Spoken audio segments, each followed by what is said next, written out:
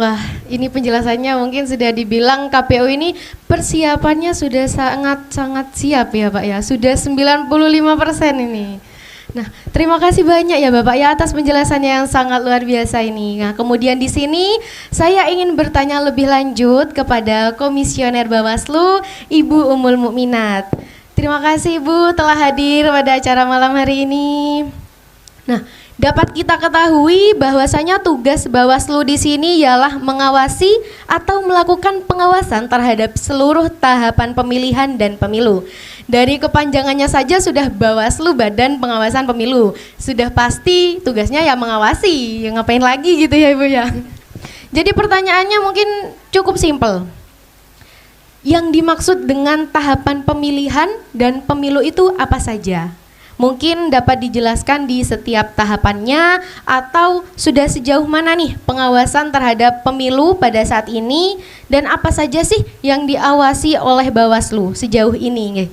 Entah itu mungkin mulai dari percetakan surat suara mungkin hingga tahap akhirnya. Monggo, silahkan. Terima kasih. Sebelumnya saya sapa dulu dengan salam. Assalamualaikum warahmatullahi wabarakatuh. Salam sejahtera untuk semua. Salam kenal untuk seluruh warga Tegal Gede, Kecamatan Sumbersari yang kita hormati bersama. Kita sapa dulu Bapak Camat. Mohon maaf saya nggak hafal Pak namanya. Pak Regar. Terima kasih juga untuk Pak Lurah, Bapak Abdul Kamil. Saya kenalnya beliau Pak Kamil, jadi lengkapnya saya nggak hafal. Mohon izin Pak, mohon maaf. Terima kasih sudah memperkenankan kami untuk berdiskusi bersama, melaksanakan sosialisasi pendidikan politik untuk warga Kelurahan Tegal Gede ini, dan saya apresiasi luar biasa. Saya sempat tanya sama Pak Camat tadi, kegiatan ini ternyata kata Pak Camat itu sebenarnya untuk semua kelurahan dan desa ya Pak ya. Ternyata kok di desa saya nggak ada Pak. Ternyata masih bertahap gitu ya. Alhamdulillah ini sudah menjadi inspirasi, mudah-mudahan menjadi inspirasi buat kelurahan dan desa-desa di Kabupaten Jember untuk seluruhnya nanti. Gimana? Oh, studi banding gitu ya. Nanti kita sampaikan di desa saya minimal gitu ya. Atau sekecamatan Tanggul, nanti saya aslinya dari Tanggul. Ternyata memang di Tanggul itu tidak ada sama sekali kegiatan yang seperti ini gitu. Entah apa karena memang jauh dari kabupaten atau bagaimana gitu ya. Baiklah. Sebelumnya saya ingin bertanya dulu nih sama bapak-bapak dan ibu yang hadir di sini. Tadi sudah disampaikan kami dari penyelenggara pemilu Bawaslu. Jadi penyelenggara pemilu kita kenalkan dulu, penyelenggara pemilu itu sebenarnya ada 3 Pak. Ada Dewan Kehormatan Penyelenggara Pemilu, kemudian ada KPU sebagai penyelenggara teknis dari penyelenggaraan pemilu, kemudian ada lembaga kami Badan Pengawas Pemilu yang intinya di setiap penyelenggara itu satu kesatuan, tidak bisa dipisahkan, tapi tugas dan fungsinya berbeda-beda. Cuman terkadang begitu saya tanya sama masyarakat, ketika saya ditanya, Ibu kerjanya di mana pengawas pemilu? Parpol ya Bu ya. Ternyata masyarakat kita ini banyak yang belum kenal Pak sama KPU Pak, sama Bawaslu.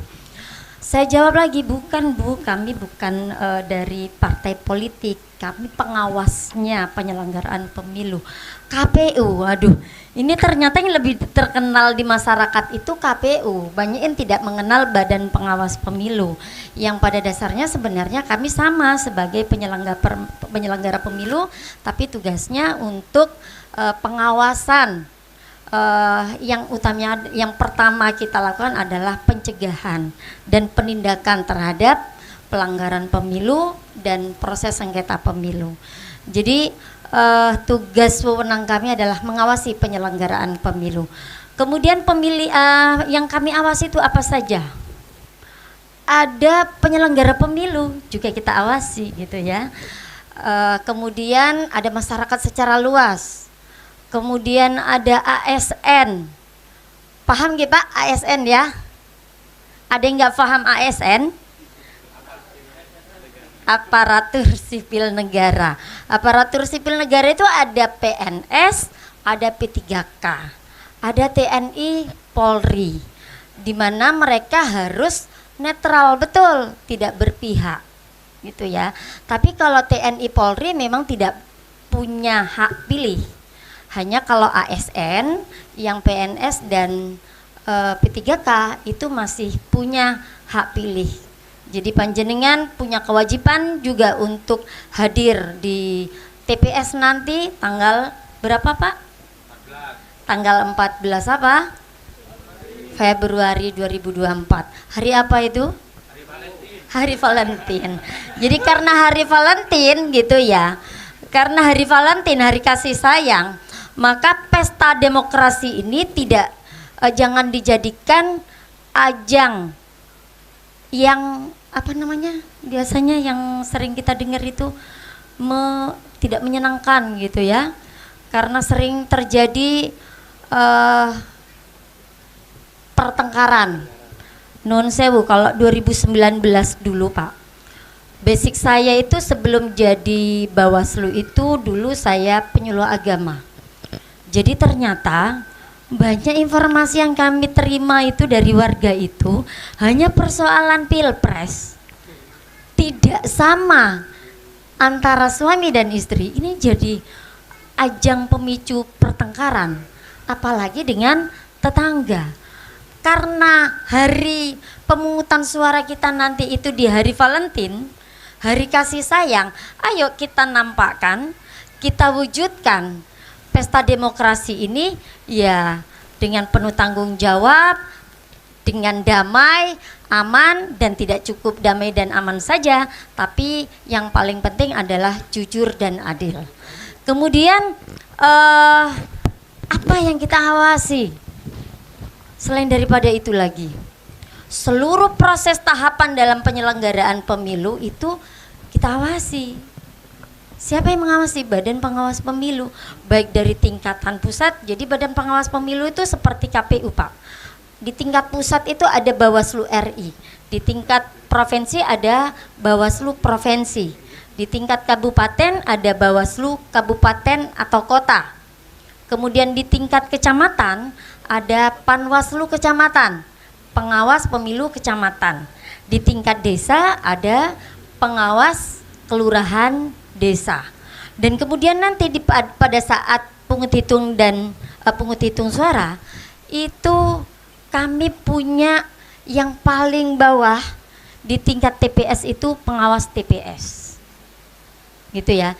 Jadi pengawasan yang dilakukan oleh Bawaslu sampai tingkat bawah, tapi saat ini masih dalam tahap perekrutan pengawas TPS, masih dalam tahap wawancara ya Mbak Anita ya. Ini ada Panwaslu Kecamatan yang hadir sekarang, masanya dalam masa wawancara. Sudah selesai seleksi administrasi, dan harapan saya, harapan kami dari Bawaslu, semua masyarakat itu terlibat, sehingga kami memiliki mitra yang banyak. Karena penyelenggaraan pemilu itu tidak akan pernah berhasil kalau hanya pemerintahnya saja yang bertanggung jawab, kemudian KPU-nya sebagai penyelenggara teknis, dan kami yang ada di Bawaslu. Karena di Bawaslu Kabupaten Jember itu hanya 5 Pak komisionernya, ya hanya 5. Kemudian di tingkat kecamatan hanya 3, di tingkat desa hanya 1. Kami mengawasinya itu tidak hanya mengawasi penyelenggara pemilu gitu ya, yang memiliki tugas fungsi untuk mempersiapkan di KPU itu, tapi juga ada tadi yang kami sampaikan, termasuk dengan penyelenggara masyarakat secara luas dan peserta pemilu juga kami awasi. Kemudian apa bedanya pemilu dengan pemilihan? Kalau pemilu itu adalah tahapan yang sudah kita lalui sejak 14 Juni sampai dengan 20 Oktober 2024. Nggih Pak KPU ya. Tahapannya mulai dari proses perencanaan program, kemudian anggaran, kemudian di situ ada pemutakhiran data pemilih sampai penyusunan daftar pemilih, kemudian ada pendaftaran dan verifikasi peserta pemilu, itu ya. Kemudian ada penetapan peserta pemilu sampai dengan tahapan kampanye yang saat ini sedang berlangsung. Sampai nanti yang paling akhir adalah tanggal 20 Oktober adalah kami awasi sumpah atau pengambilan janji dari presiden dan wakil presiden. Nah, ini tahapan pemilu. Kalau tahapan pemilihan adalah tahapan pemilihan kepala daerah yang insya Allah nanti akan kita laksanakan sama-sama di tahun 2024, yaitu 27 November nanti. Begitu. Baik, terima kasih jawaban yang sangat luar biasa ya. Jadi Mungkin saya boleh tanya lagi nggak ini, Bu? Oh iya, monggo. Nah, karena kan di masyarakat ini masih banyak sekali yang salah paham ya sama Bawaslu. Karena dikiranya Bawaslu ini KPU lah, dikiranya Bawaslu ini apa, Pak? Partai politik. Ya, mungkin sejauh ini Bawaslu apakah sudah melakukan sosialisasi ke masyarakat? Begitu. Baik. Semenjak apalagi sekarang Bawaslu ini kan sudah menjadi ya bukan hanya penyelenggara yang ad hoc ya. Kami punya priorisasi selama 5 tahun. Kemudian jajaran kami sampai dengan ke pengawas TPS. Sosialisasi itu sudah sangat masif kita lakukan. Bahkan dalam perekrutan pengawas TPS ini adalah salah satu dari sosialisasi juga bahwa sosialisasi perekrutan pengawas TPS itu bagian dari sosialisasi adanya Badan Pengawas Pemilu gitu. Kemudian apa yang menjadi bukti bahwa Bawaslu itu sudah melakukan sosialisasi? Terbukti dengan adanya mitra kami yaitu masyarakat yang turut menjadi pengawas partisipatif. Ada banyak pelanggaran yang sudah disampaikan oleh masyarakat secara luas, baik itu dari komunitas ataupun secara perseorangan yang disampaikan kepada kami di Bawaslu, baik itu pelanggaran administratif atau pelanggaran pidana pemilu. Bahkan ada juga pelanggaran kode etik yang dilakukan oleh penyelenggara pemilu itu dilakukan oleh masyarakat secara luas. Artinya kami sudah memiliki mitra, Badan Pengawas Pemilu itu sudah memiliki mitra yang sangat banyak. Baik itu dari masyarakat, bahkan dari peserta pemilu juga bisa menjadi pengawas partisipatif gitu. oke, terima kasih Bu. Jadi yang berhak mengawasi bukan hanya Bawaslu aja. Benar, Tapi yang berhak masyarakat. mengawasi bukan hanya Bawaslu, tapi juga masyarakat secara luas. Oke, pemirsa baik offline maupun online di YouTube. Di sini kami sudah berdiskusi dan ada jawaban 3 dari beliau-beliaunya ini. Sebelumnya kalau teman-teman online di YouTube, jika teman-teman suka dengan konten ini silahkan like dan share sebanyak-banyaknya supaya masyarakat tahu tentang pemilu serentak 2024 ini. Oke, maka pemilu nanti diadakan tanggal berapa? 14 Tanggal 14 Februari, Februari. yang dikenal sebagai Hari Kasih Sayang. Maka nanti kita kasih sayangnya jangan hanya ke pasangan saja, tapi kasih sayang pada masa depan bangsa negara Indonesia. Oke. siap. Ini lebih Diulangi Pak. Duh ya apa nih?